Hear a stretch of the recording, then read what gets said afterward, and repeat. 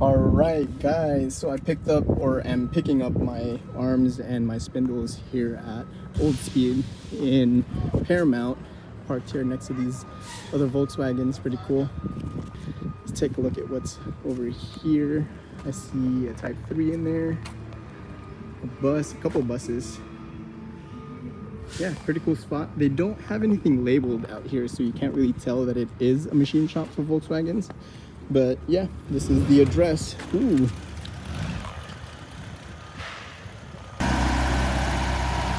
See you laters. All right, I got the rest of my stuff. Now walking over to my car. All right, let's go home and see what we got.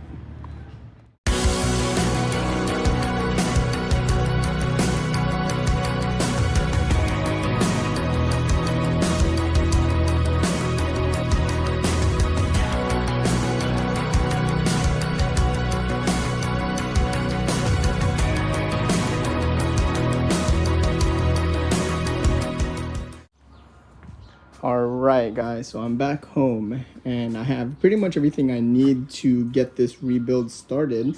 I have all the tension rods here, the arms, the spindles, the beam. I even have all of the brand new components here that I'm going to be replacing, all of the old ones. I won't really go through them one by one, I'll just install it as I'm going through the build. I also went to Ace Hardware so I can replace every single one of the nuts and bolts on this entire beam. So you can see all the new hardware there, all nice and shiny, so it's gonna look really, really good. The other thing is the Zerk fittings here. There's a total of 4 of them, and I took these off a few days ago and I've been soaking them in vinegar, hoping that it would kind of clean up all this nasty gunk in here, but unfortunately it did not do a thing. So I wanted to replace them. I got these from Harbor Freight. It was like 10 bucks for this metric set. And unfortunately, none of those fit this beam either, so I'm going back to the original ones. I got this from Harbor Freight for like $5. I think most, if not all of you, have seen this guy. I have 3 splines lowered on that stock beam. Now that I'm using these drop spindles, I kind of want to match that ride height a little bit. I'm going to measure that out, match it to this one, and then bring it up 1 notch, so that way I'm only drop 2 splines here in combination with the drop spindles. Hopefully with that I should be kind of around the same ride height, maybe a tiny bit lower. Both wheels are now removed and front end is lifted. So now what I'm gonna do is measure the angle in which this beam is sitting in relation to the ground, because obviously the higher up I lift up this floor jack, the more tilted the Squareback is gonna be going that way, which means this beam is not gonna be like whatever. So I'm just trying to get like a frame of reference. So what I'm doing is matching up this beam to the beam that I had sitting on that table. So I'm going to measure this surface here with this angle finder, and it's going to show up as around 38, 39, give or take. And let's check the other side. This one here is a little weird because of this other angle. So this one should measure right up around 22, 21, give or take. So now this front beam here, I have this just balanced on that jack stand, and this side is now going to be showing 38, 39 right there.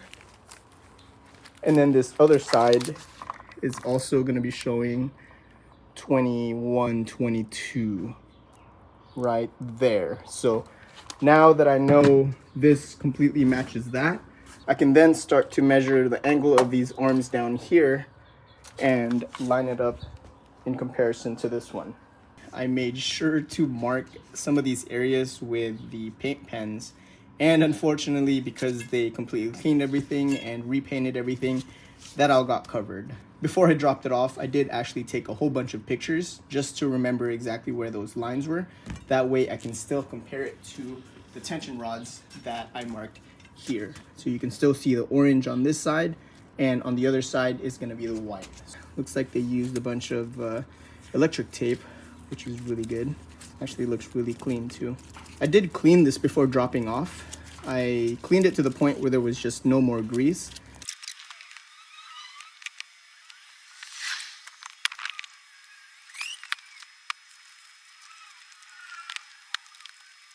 I've matched up the arms to their appropriate side, driver and passenger side.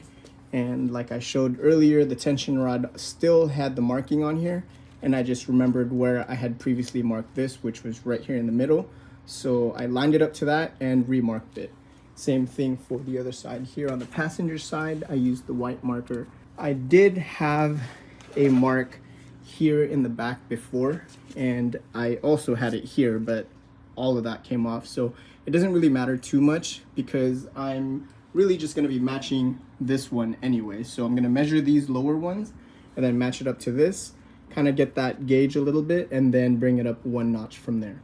So I have the passenger side in already. I don't think you can see that based on this angle, but I'm putting on the driver's side and it just slips right in here like that.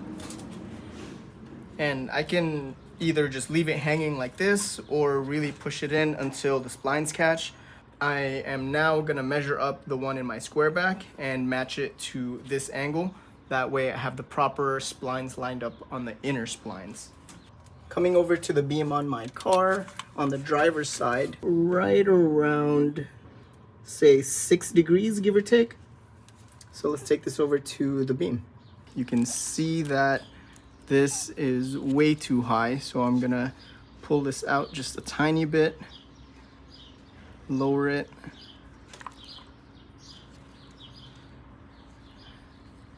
Let's see.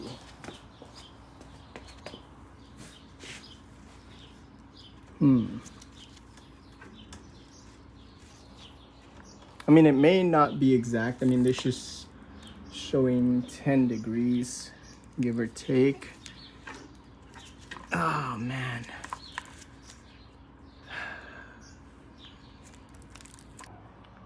Oh, boy. Lots of back and forth on that, and I figured it out. So basically, with all the movement, this beam tilted ever so slightly, and it was no longer matching what was in the car.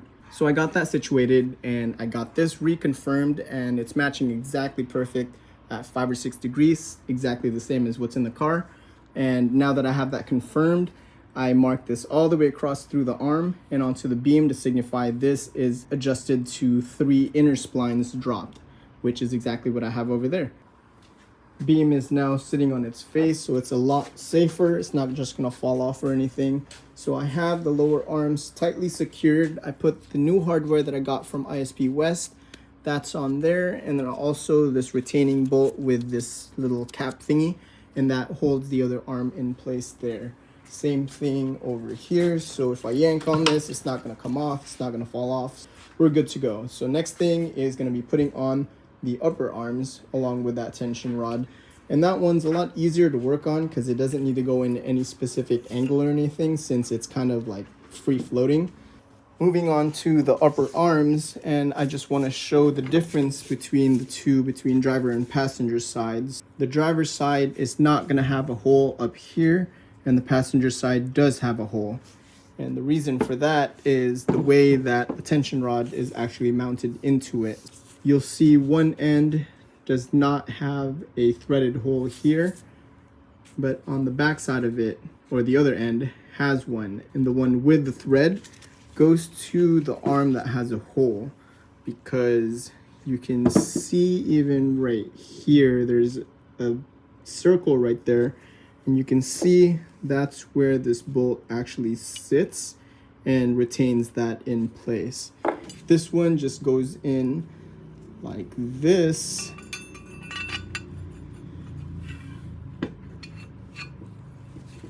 Kind of line that up a little bit. I also got new hardware for this side and this piece of metal that you're supposed to bend over. Okay, so this is just in there like loosely, so I'm gonna run this through. Oh, I forgot. These are the seals I was talking about. So these O-rings sit on the upper arms, and these rubber or plastic, or actually I think they're rubber, they're just really hard, but these should be the ones that go there. I should have just done it. I don't know why I didn't, but whatever. This one I'm gonna put it on.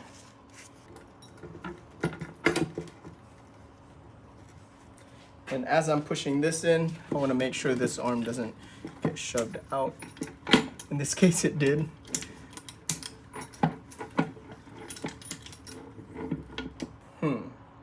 Maybe I should have stuck the tension rod onto the driver's side first and then put it on the passenger side.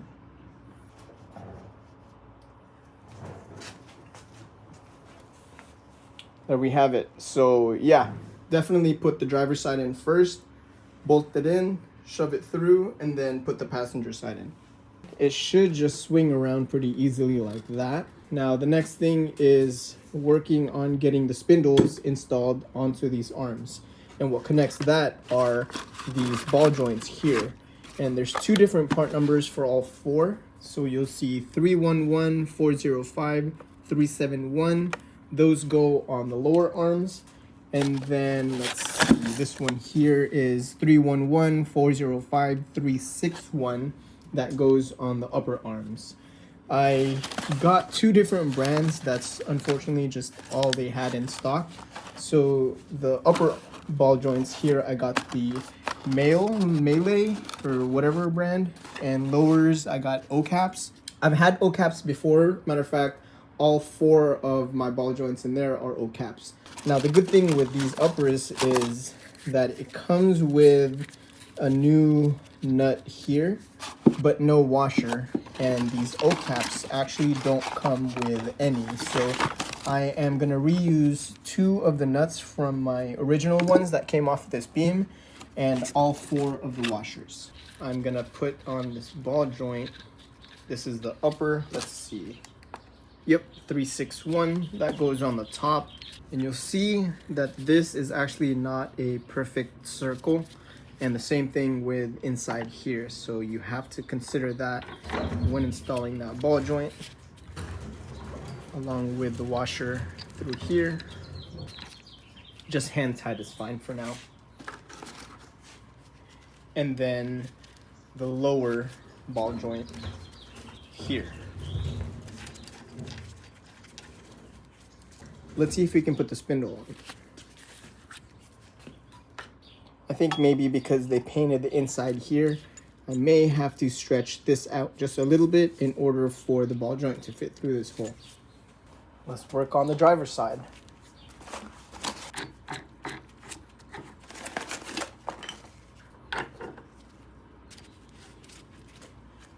I usually would like to put anti-seize in between the ball joint and the arm on both upper and lower, on both sides obviously. Because I'm gonna be taking this apart again and reassembling it, I'm just gonna dry fit everything right now. And the reason why I wanna do that is because if I do decide to completely assemble everything and just complete this entire beam, it's gonna be really heavy for me to put all this into the car. And I'm just a one-man show here. I cannot carry this by myself. So when I have the beam out of the car and I'm ready to put this in, I'll take this out one more time, piece by piece, and then reassemble it in the car with all the proper grease and the O-rings and all that stuff. So that's when I'm gonna do the final torque on this stuff. Okay, the spindle is being pretty difficult. I think the tolerance on this hole compared to the ball joint here is a little tight because they did end up painting on the inside, unfortunately. So it's kind of hard to get that put in. So what I did is first I tried using a flathead to kind of like expand that just a tiny bit, but that's not really doing much. So I got this pry bar and I kind of pried just a little bit, enough for this to go in. Okay, I don't want to do that too hard to the point where I can't take it off, so I'm just going to leave that as it is. And then this top one, oh, there you go. That went in. All right, that should be pretty good. This one, I'll deal with that later, but let's see if we can put on the other side.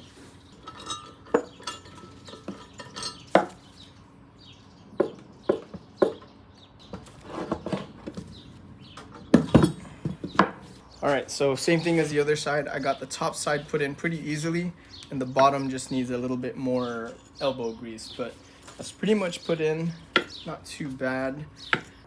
Both spindles are now installed, and what I ended up doing was I used this punch here and I shoved it here and I hit that with a hammer, and what that did is expanded this, causing this to enlarge, and then this ball joint just went right through, and then I was able to put this bolt in.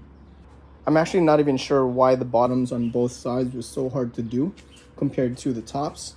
The tops just basically slipped right in, whereas the bottom, I had to do a little bit more elbow grease for them to fit, but whatever. It could be that they are two different brands. The top one was the Melee and the bottom is OCAP. I hope I'm pronouncing that right, so correct me if I'm wrong.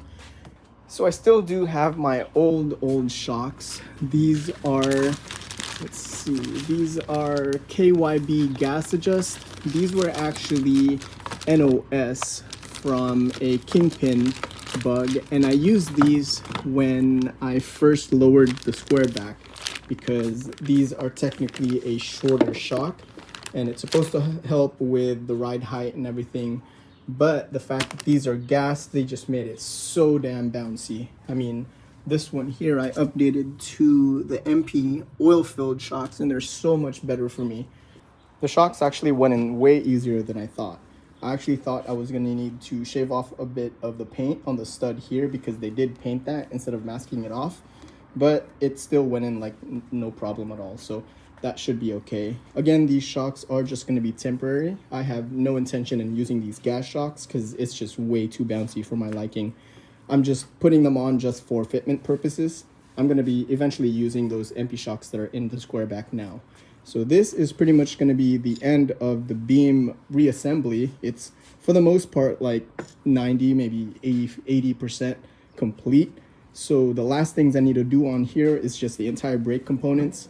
These are the calipers that I got here, and I have a whole bunch of my other parts like my rotors and a bunch of other stuff that I need to deal with, but that is going to be on the next episode.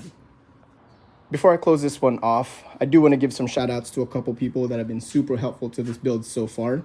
The first one being Mike. He's been really helpful with a bunch of questions I have on anything Type 3, so thank you so much, Mike. Appreciate it. Next one is Ethan. He actually sent over these parts here to me. He reached out to me last week because currently he's building 2 notchbacks, which is awesome, and apparently my videos have been super helpful to him, so thank you so much, Ethan. And the next one is going to be Rafa. Rafa also, he's given me a bunch of parts that has been really helpful to this entire build. Thanks everybody else for following this project along.